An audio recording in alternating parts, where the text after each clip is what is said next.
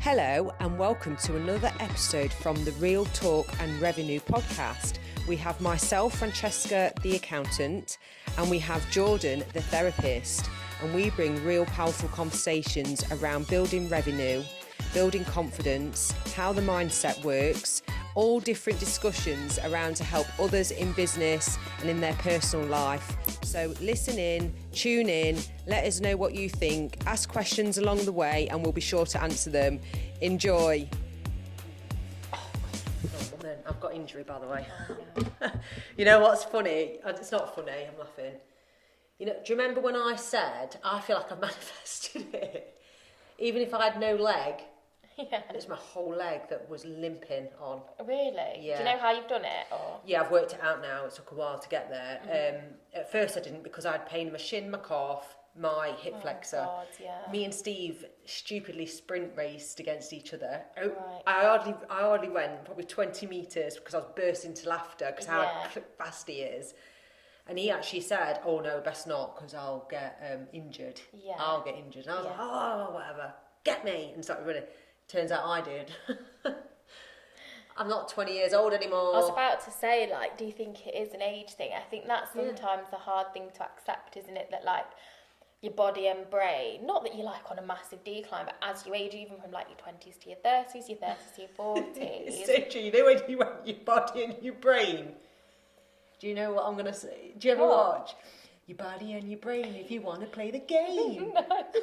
You got to use your body and your brain if you want to play the game. Fun house. Do you know? What the fuck is that? Yeah, we're 10 years different, aren't we? Oh my God, please, if anyone is my age, let's say I'm 39. No. Yeah, 39 plus 1, they'll know that they watched Fun House with Patrick. That's really cool. Yeah, it is out filtered water as well. Oh. Anyway, yeah, so what I'm doing as a female, if anyone's interested, is I'm working with a nutritionist. I'm getting my bloods done next week. Yeah. Because I've noticed a few other things. I feel like I've been a bit more erratic than usual, and potentially ruling out that I've not got an iron deficiency because I have had one before. Yeah, and I think it's good to get an all-round thing. women thing. Part of that should be a psychological thing as well, though. Yeah. Because I think so many of us, I'll just bring Roxanne up again. I don't think I've mentioned her in a while, so I may No, as go well on, bring her Roxanne. back in. She must be listening to these. She does, she listens. Hopefully she won't mind me saying apologies for using you as an example. She falls out of you. No, she doesn't. She never does.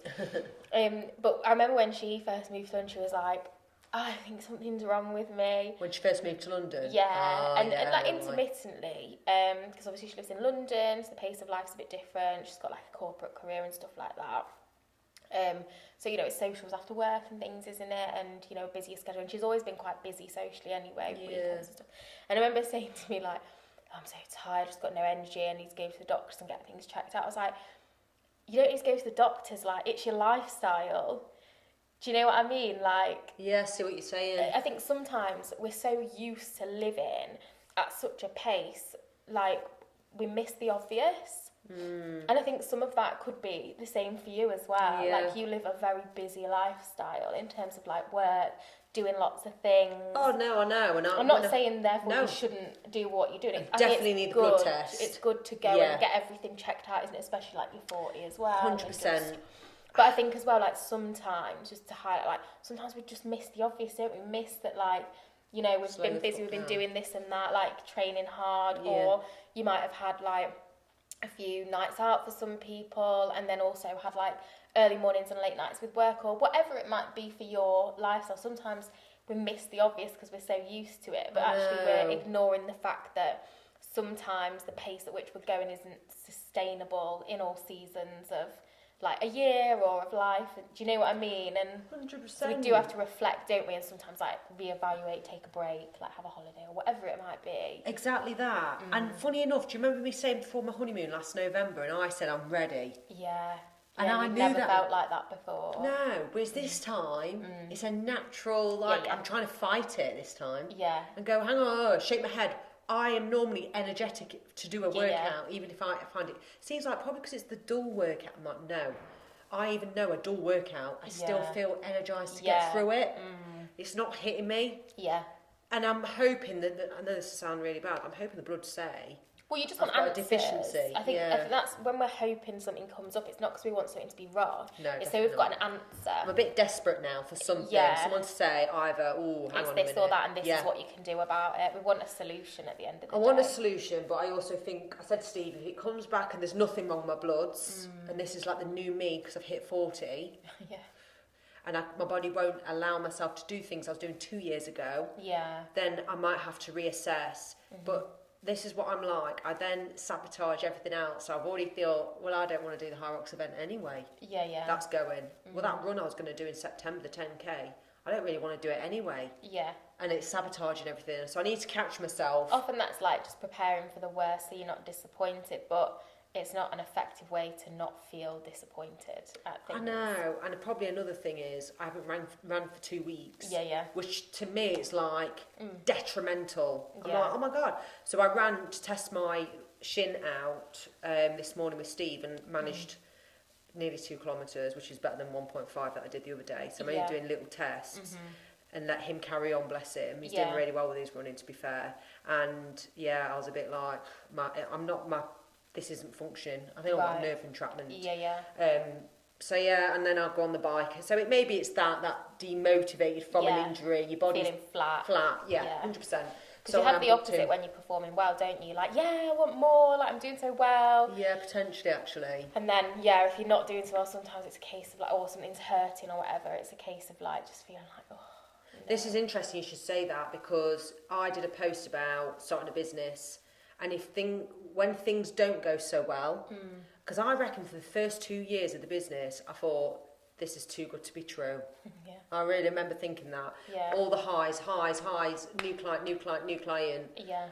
Then you hire somebody that doesn't work out, or a client leaves, and all the little, not cracks, but they're going to be, if you haven't got cracks, there's something not working, you're not progressing as much as you thought you was.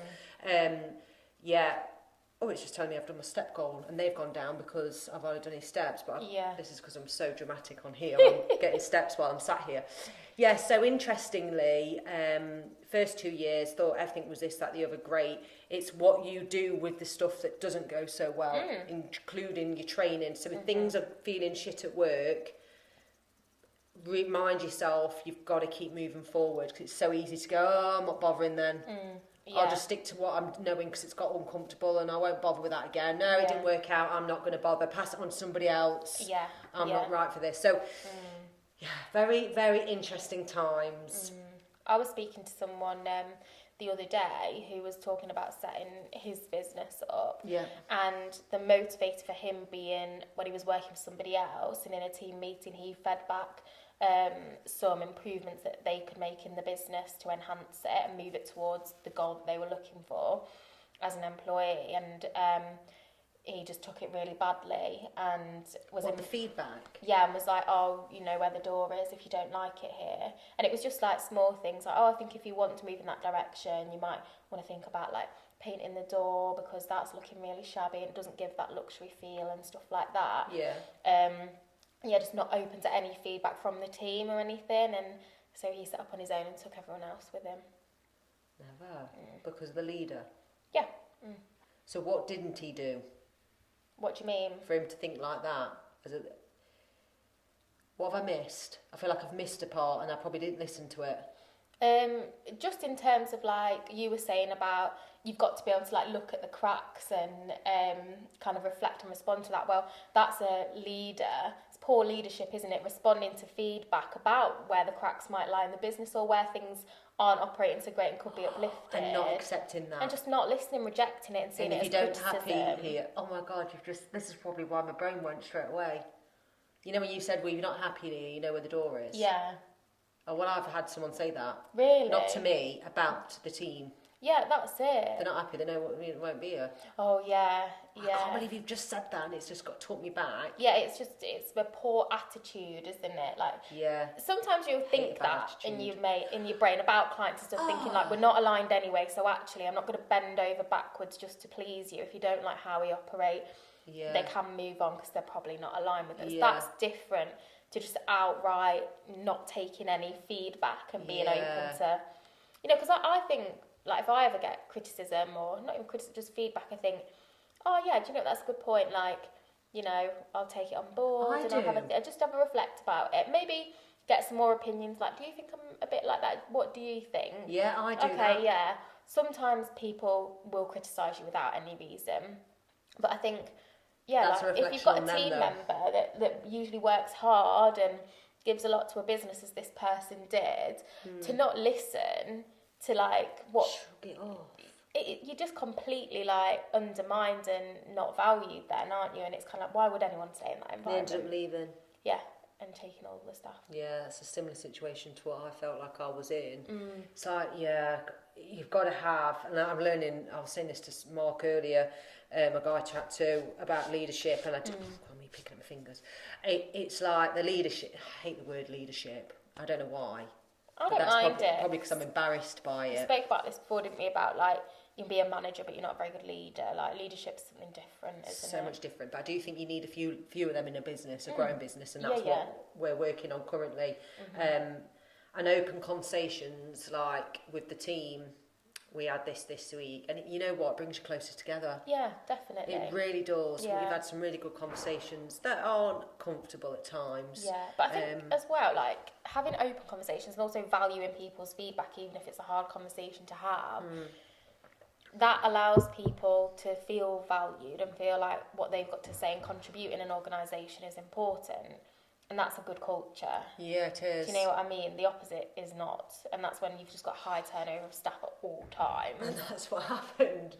And now we're like growing again, growing a team. Yeah. And it's interesting when you grow a team in a business, you're always going to question whether it's the right time. Yeah.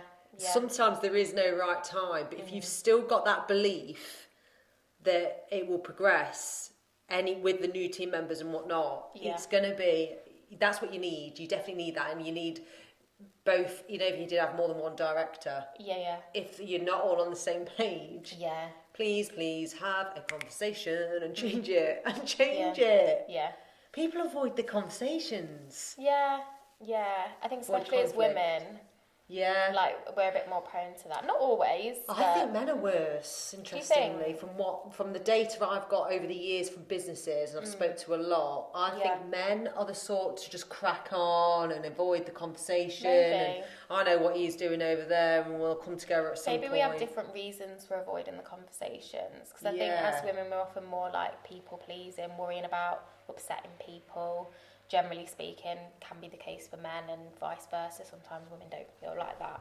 And like you say, maybe men just like crack on and think, oh, just let them get on with it and do my job or whatever. Yeah, he knows where I am. They know where I am.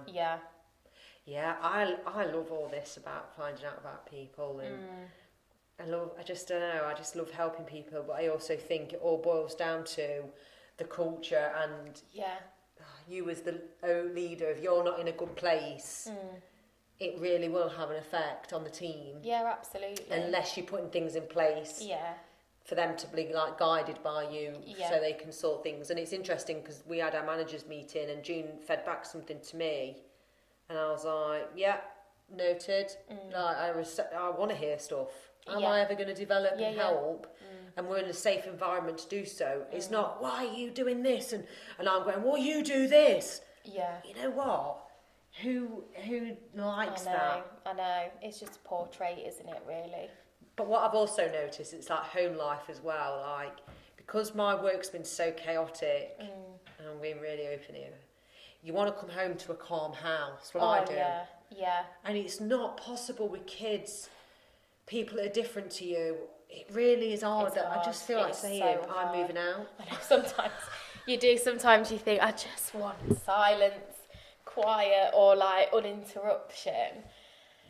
And like for Steve or George, for example, they might not have had a similar day where they want like connection and input and like interaction. Well, I know George will, if he's similar to kind of like me, but a bit more tame.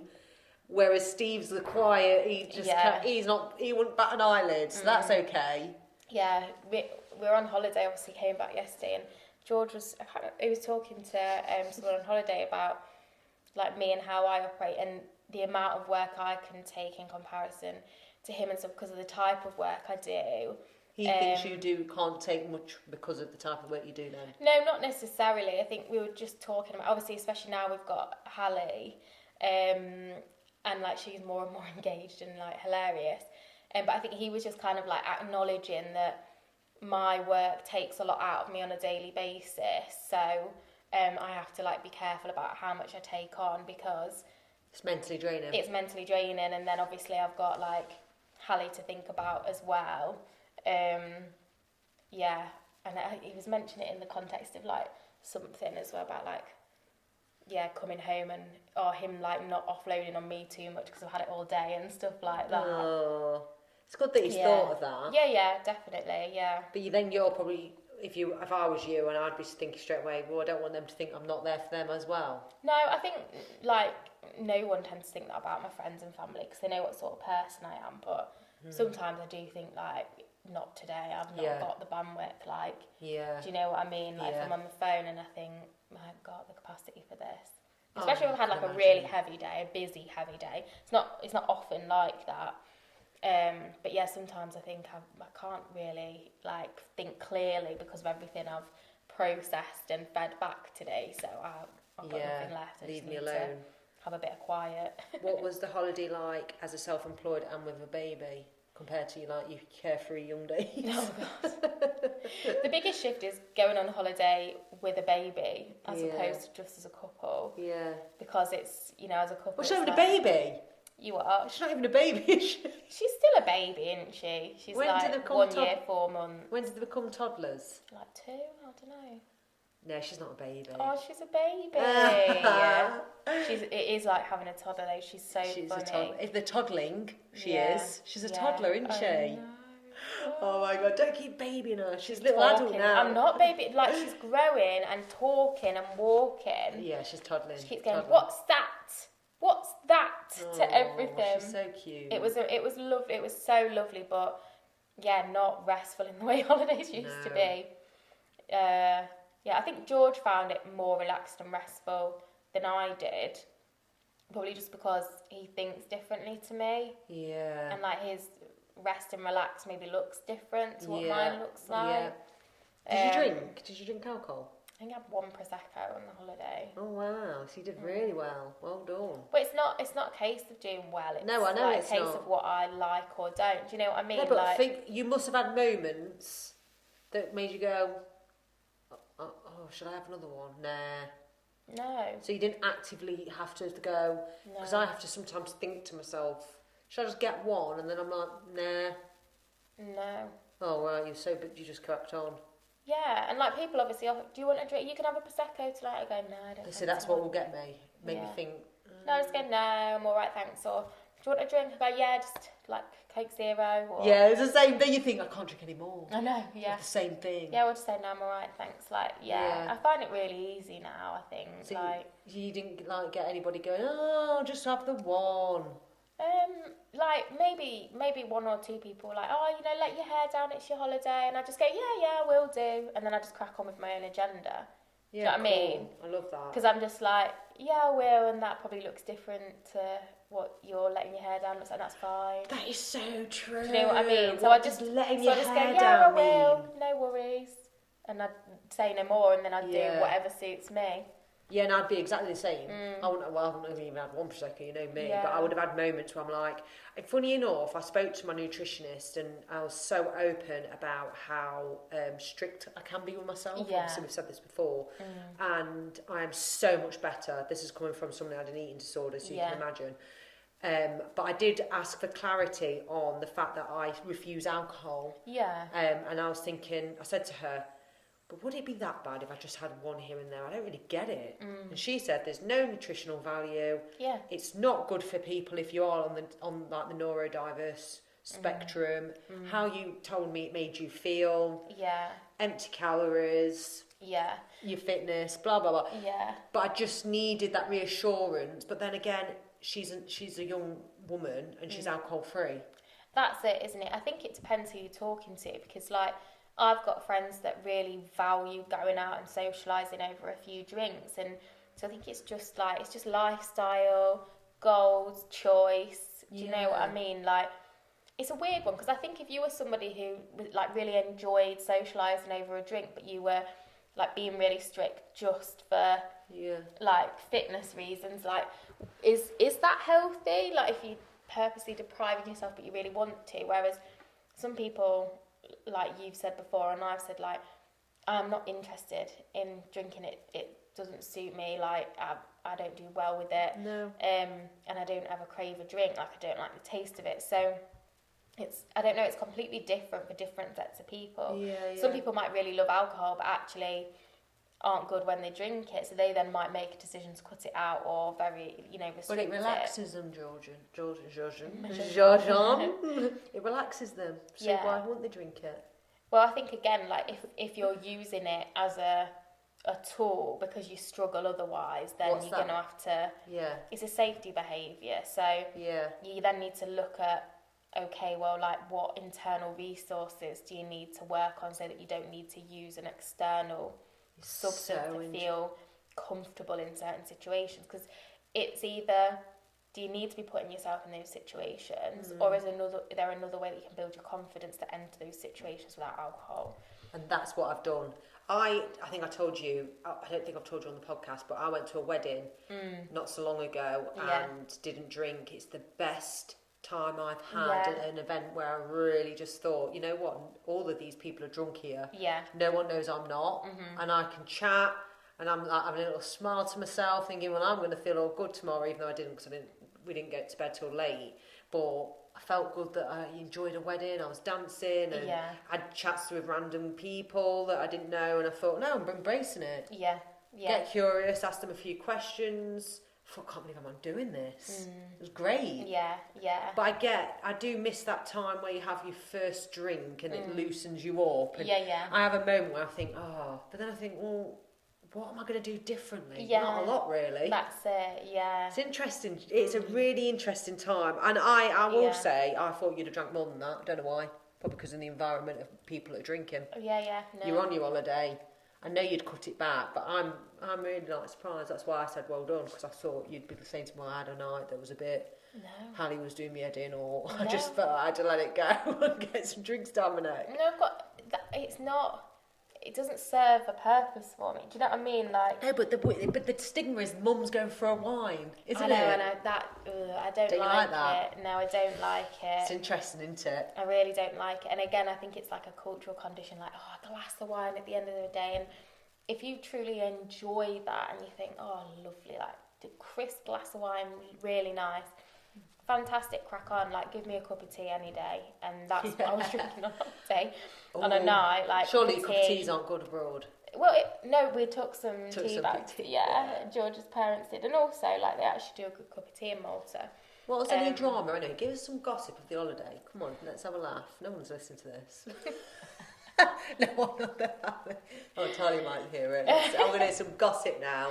There's no gossip really. Like, I'd say it's just like a normal family holiday. Do you know what I mean? Like, lots of people like staying in a place, but people like going out and doing their own thing as and when.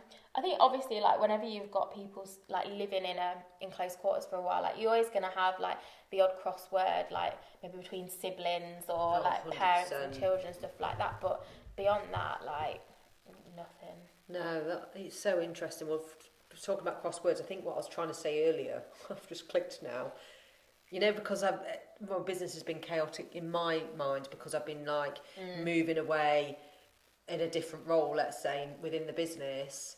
So when I want to come home, I don't want to be that typical couple that bicker. Because I ain't got time for that.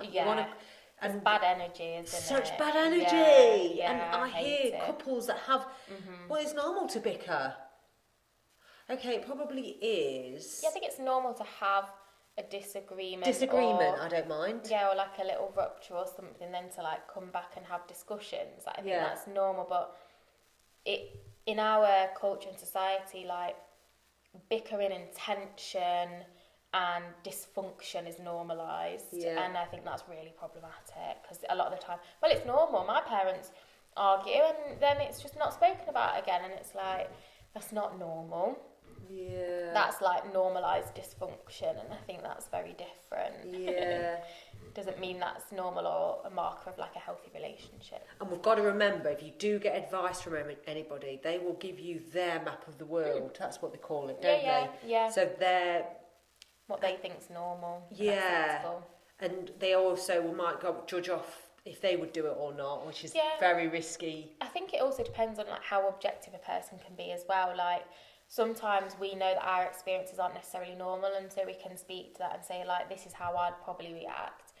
Like, as a therapist as well, like, I'll think about how would I react based on my experiences, and actually, is that a proportionate reaction to the situation? Because obviously I'm trained in a way that kind of like forces me to reflect and evaluate. So I think sometimes if you've got insight, then you can have those conversations with people, like, I see where you're coming from, and actually, like, my temptation is, and I have these conversations with Roxanne all the time, and with you, to be fair, where I'd be like, oh, I'm tempted to, like, collude with you, or with, you know, somebody else or whatever, but actually, objectively, I think this is what's going on, do you know what I mean? So, but more often than not, you'll just get someone's opinion that's based on their experiences, and so interesting, isn't it? I love our little chats that jump. We've talked a little bit about leadership and management. About everything. I love that. A bit of styles about team members, how to deal with growth. Then we've gone on to about alcohol free. I'm really fascinated about the subject, and I wonder if there's loads of good books. There's loads, and I wonder if more people, younger generation, are actually that a Starbucks and a Frappuccino and a matcha is more popular. I think that younger people nowadays are much more supported to be alcohol free than we were. Oh yeah. Because there's many more people that accept that now. Yeah. It's interesting. I think there's still like binge drinking and stuff like that, but I think you can find a friendship group nowadays more easily. That don't drink. That maybe are into the gym or like health and well-being, or and so are not too bothered about drinking, or just more confident in themselves. There's more support around that, isn't there? Yeah. Nowadays, around mental health and like being yourself, like neurodivergence and being comfortable in your own skin, whatever that looks like. Anything to do with food, skincare, health, how to deal with team members, what not to say as an employer. Oh my God. How's that changed? You can't say anything. I know. Compared to what I got spoken to like. I know. Because of social media. Could you imagine what more's going to come out? I know. Yeah. It's like if you look at any of the like reality TV shows or things that were around in like the early noughties, like even look at like 2010 to like 12, that sort of era, some of the stuff that was on telly like just would not be aired today. There was that do you remember that programme like Super Size versus Super Skinny? Yeah. Do you remember that? Like, I used to love watching that. Even like what was the one Gok Wan used to do? How to Look Good Naked. Yeah, like even some of that, a little bit controversial. I love Gok Wan. I really like him. But I see what you're saying now. And there was one, there was the Secret Eaters one. I loved watching that too. Why is everything to do with food with me? Yeah, I did. We were and still are to a degree like a culture fascinated with diet and culture. Yeah, I used to watch everything that was to do with diets. Yeah, and then there was, I can't remember what it was. Secret Eaters. What about You Are What You Eat? Was that the guy? And I've seen clips of it emerge where he's like, "You're just a big fatty," and he just wouldn't be able to do that nowadays, would you? And he's just like berating people for being fat and like eating too much and stuff.